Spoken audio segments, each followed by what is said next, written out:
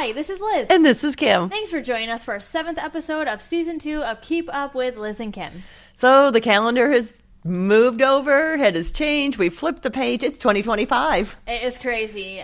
I can still remember the scare of 2000. Yes. Right? And that was 25 years ago, which is nuts. The years are just flying by.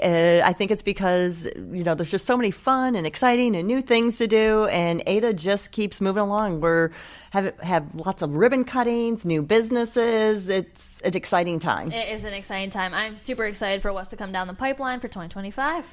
Yes, and we recently had our Ada events meeting, and we had several of our business owners out there. So get ready for lots of fun. Yes.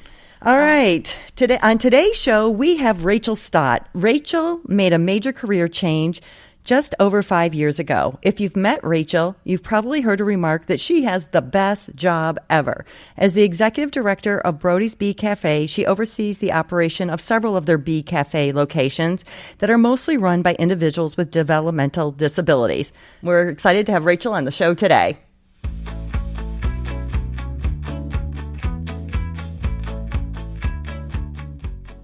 All right, we are super excited to have Rachel here with us today. Rachel, can you tell us about yourself and your role as Executive Director of Brody Bees Cafe?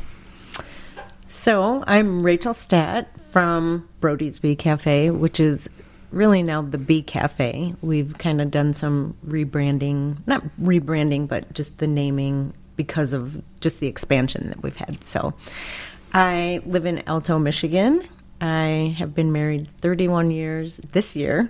I have 3 grown adult kids, 2 of which work for me at the cafe, and yeah.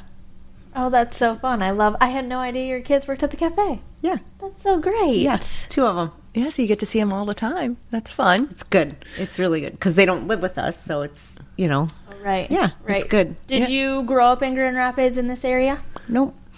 I grew up in Arizona, so born and raised in Arizona. Spent like my 19 to 23 in California and then moved to Michigan. Yeah, my husband was from Michigan, so. So have you gotten used to these Michigan winters yet? Mm-mm. No? Even driving in this morning, I was like, no, just no. Yeah. And last night at dinner, one of my boys was like, why do we not live somewhere warm? Right. And it's like. Ask your dad. Yeah. Because it was just an extreme. It was like Arizona or Michigan. Right. Like there's, it's super, super hot or super, super cold. Right. So, but. Yeah. Well, we always have to enjoy those beautiful summer months, and it ran a little longer this year, so that was great. Yeah. So if somebody's not familiar with the Bee Cafes, tell us a little bit more about it. I know that when I am talking to people, not everyone realizes it's a nonprofit, and then what your mission is. Mm-hmm.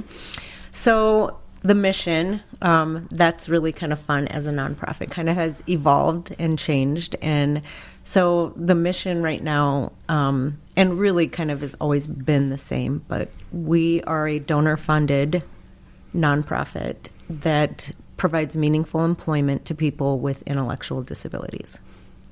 Yeah, so when someone comes into your cafe, they'll usually see one of these individuals making the coffees, serving the coffees, and I have to tell you, your staff, they just always have big smiles on their faces. They love to be there. Yeah. That's the thing about people with just intellectual disabilities and just my employees, they ask to be there. Yeah. They're calling, I mean, it's sometimes funny, like, oh, just got a text from Alex and wants to know, is there any way I can work more hours? And that's just not, it's not the norm. Yeah. People aren't just calling and begging to, I had somebody that came into the Gaslight Cafe the other day, and I'm like, what are you doing? And he's like, well, I'm just bored. So I just came in, and then I was like, okay, well, grab the vacuum. And he just loved it. He was just, they want to be there. Can you tell the story of why Brody Bees is here today and kind of the background of it? Yeah.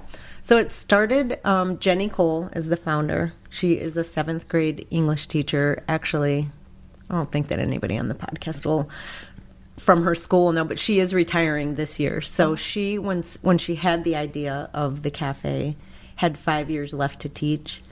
So really wanted to start this, but was like, there's no way I can. So she just had this, I mean, we always say it, you had a really great idea that, you know, she and I met. She was my youngest son's English teacher, 7th grade English teacher.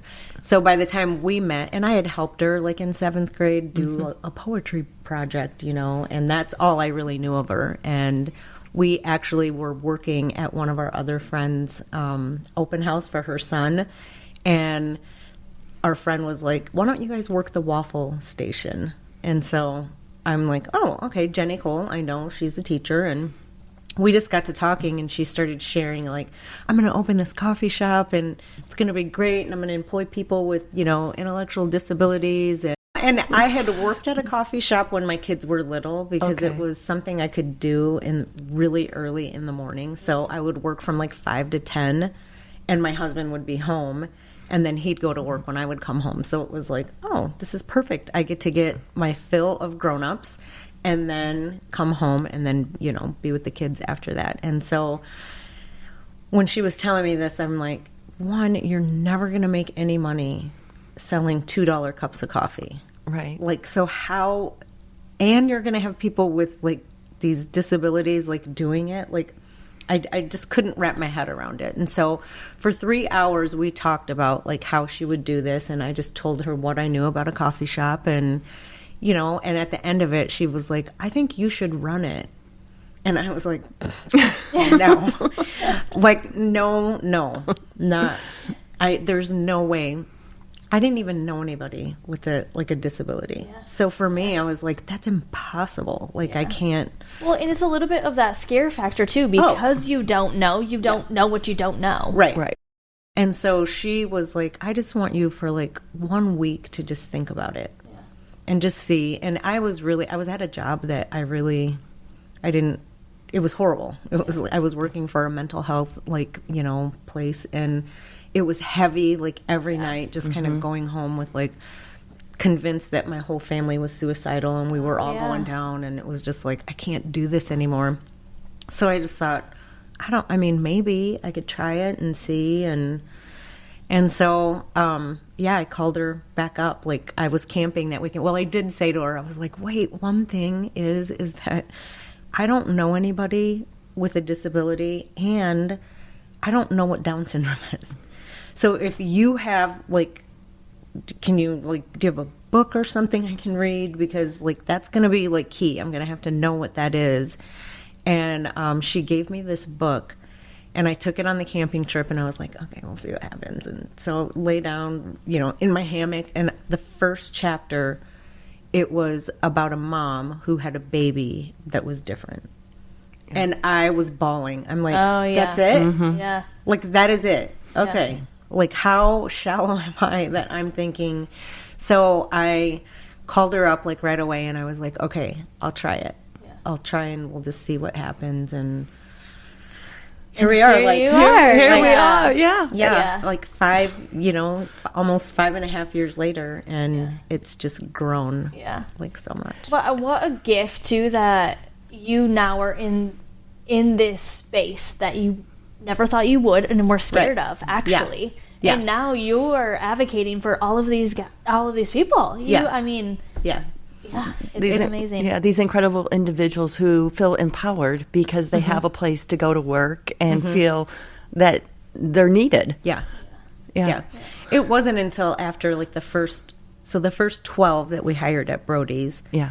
I remember, like, every interview, because I was like, okay, if you really want this to work, then it's going to have to be like a real job. Yeah. And still not having that connection to, like, well, I mean, can they do it? I don't know. But I was like, well, we're going to just set the bar high then. This is it. You're going to come in, you're going to fill out an application, and you should see some of them. They're precious because some of them just can't read or write and so they fill them out, and we're going to we're going to have an interview. Your parents will be there. We'll do it with your parents. And then we'll just kind of go from there. But every interview, at the end of it, I would go to the bathroom and bawl because I'm like, parents are crying like, my kids never had a job before. And these are like 22-year-olds. So every time it hit an age that one of my kids was, it was worse because it was like, oh my gosh, like I'm so blessed, like, that they're okay, you know, and that, but then feeling like what a blessing to be able to provide this for somebody else's 22-year-old, you know. Well, and I think it's great that you guys gave them a true work experience. You didn't lower it because of their disabilities, which I think also